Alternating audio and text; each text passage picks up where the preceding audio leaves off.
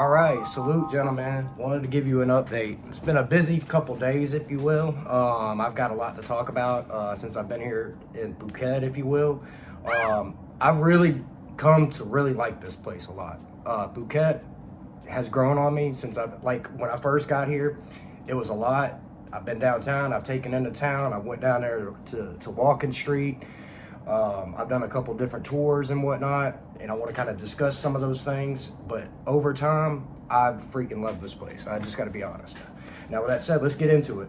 Now, the other day, not yesterday, the day before, right now it's Saturday night, so we're saying Thursday, went out to Phi Phi Islands. Oh my God, guys, check this place out. This place is so marvelous and magnificent. I can't even describe it. It was a hell of a day, though. I got to be honest. Now, I booked this tour the first day I got here. I paid 1,200 baht, which is about 30 something dollars. I didn't know it was going to take 11 fucking hours for this tour. It was all day. And I mean, literally, everyone was passed out on everybody on the way back. I mean, it was literally a ton of shit they crammed in. And I was so exhausted after that day. I came back and just went, like I was out. And yesterday I didn't do anything yesterday. I stayed here all day. You know, I went and walked around and got something to eat and stuff. And I went down to the little Harley Davidson place. Check this place out. Nikki's Handlebars. This place is pretty fucking awesome. Really good food. Awesome hamburgers. Good beer, good drinks, everything. And I wound up meeting an Australian guy there. And we talked for like half an hour. He was cool as hell. He's a truck driver. One of those real truck drivers. The guys in Australia that drive the fucking road trains, if you will. Pulling like 3 or 4 of those full-size trailers across Western Australia. So that was an interesting conversation. And the guy basically had done the same thing. He didn't live here, but he had a house here. He worked in Australia. He met a woman here years ago on holiday. They got married, I think 10 years ago is what he was saying. They had a daughter, and they still live in Australia, but they're just here visiting one of his houses here. So he makes enough money doing what he does in Australia to own a house in Thailand, if you will. And he was talking about he wound up buying building almost a compound for her family too. He was a really cool guy. I enjoyed talking to him a lot. I really enjoy the Australians. I just love their accent. When they call you mate, they're really respectful. I just enjoy the Australians. They're just good folks. But anyway, today I booked a fucking excursion this morning, and this was one of the best days I've had yet. I booked a 2-hour ATV excursion, like 4-wheelers. And they came and picked me up in my hotel, took me down to Karan Beach, Railway on the south tip of the island. And there's a big giant Buddha on top of the island, which there's a lot of Buddhas here, but they call it the Big Buddha. It's big. It's probably 200 feet tall, something like that. It's a big Buddha. But we got to go ride the motorbikes, the 4-wheelers, man. What a fucking blast. I had so much fun. And it was cool because when they picked me up for the tour, I got into the shuttle bus this morning that picked me up here at the condo, and there was 3 other chicks from Japan or something, I'm guessing. They were cute. But I was like, cool, I'm going to go on an excursion with these chicks. But we got there, and these chicks were terrified of 4-wheelers. So I just hauled ass and went around them. And one of the guides, he came with me. We started laughing. We just left them motherfuckers in the dust, man. Y'all want to go slow? No, we wasn't playing around. And this dude was awesome. I got to be honest. So basically, I had my own guide to myself, and he kept pace. Like, he actually liked the fact that I'd ridden 4-wheelers before, and I like to fuck around and, find out kind of thing. So I was putting it to the test on some situations, and it was just a hell of a time. And then we get back and we check out, man, they had elephants. There were elephants randomly walking throughout the bike tour, if you will, going up to the top of the mountain. There's plenty of elephants that are walking around. There's different places where there's elephants pretty much everywhere. Not to mention monkeys. And that brings me to my last point. Guys, this was fucking awesome. I've always been fascinated with monkeys.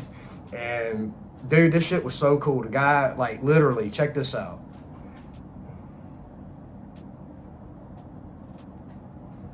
Yeah, man, this monkey was just incredible. It was so human-like to touch, when it reached out and touched my hand. It was so human-like. It was unreal. And he's like, touch, touch, touch. I pet it on top of the head. Then I wind up sitting down, and it lays on my lap. He's like, sit down, sit down, sit down, sit down. So I sit down and the monkey just lays on my lap. I was like, dude, I'm taking this motherfucker with me.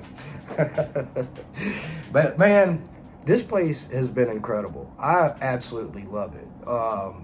I mean, it's just the people are friendly.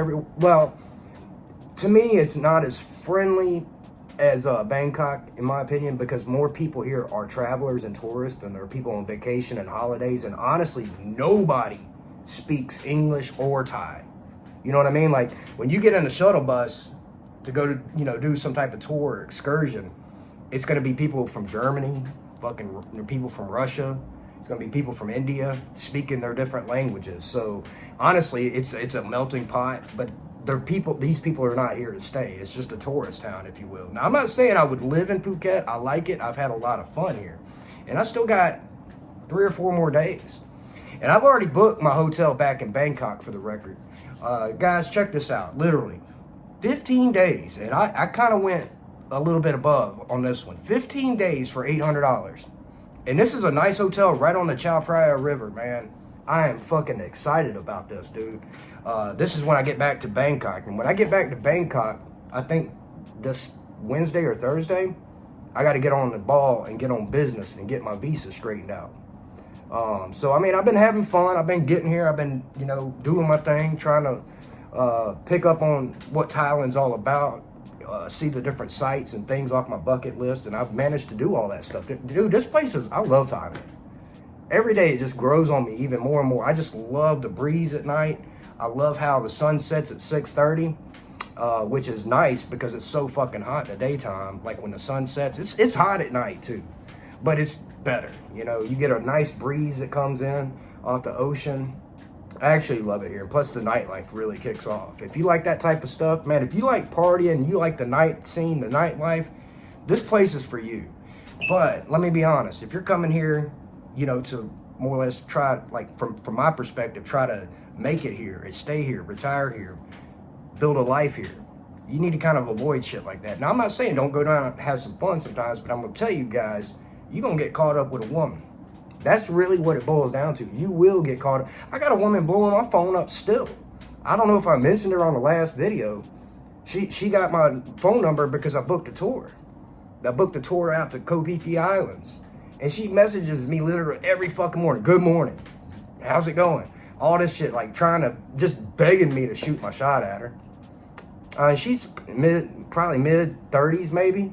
She's cute, but I'm not trying to go that route, man. There's too many suckers out here getting their money. Dude, I don't trust what it is, especially if I don't speak the language. You can't trust this shit, man. You just got to get here, feel it out, and know. Don't be falling for no bullshit, because understand, women are very catering to men. They know how to cater to men. They know how to feed men what they want. And you can't be a sucker.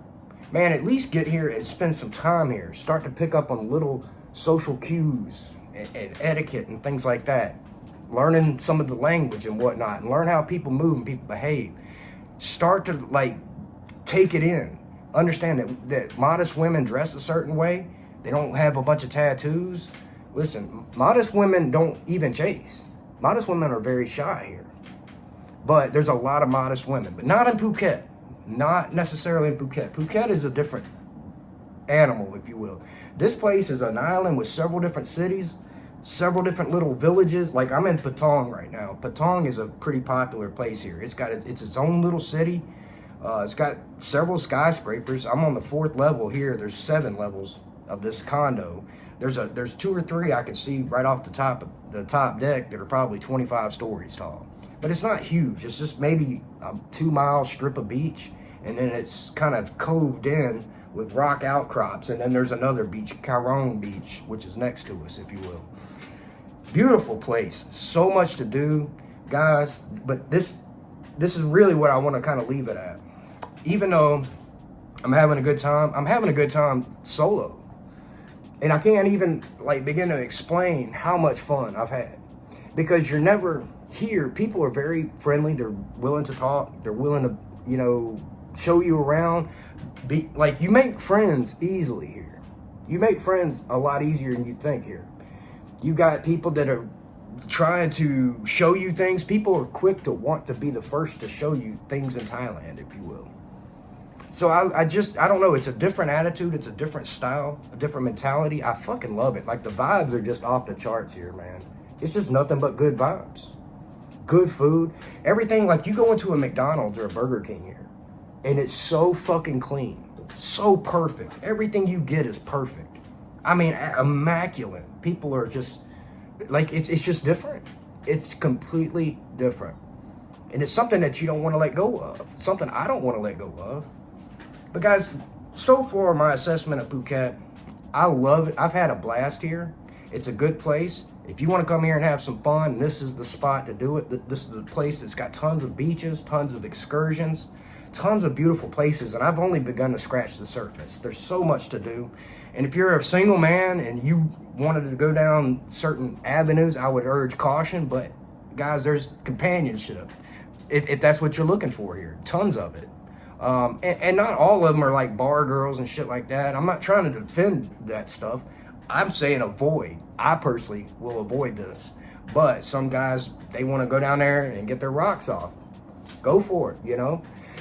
Contrary to what you may think, the massage parlors here are very upscale in a lot of ways. Now, you know the shadier ones, and that's the ones you're going to go get the rub-a-tub.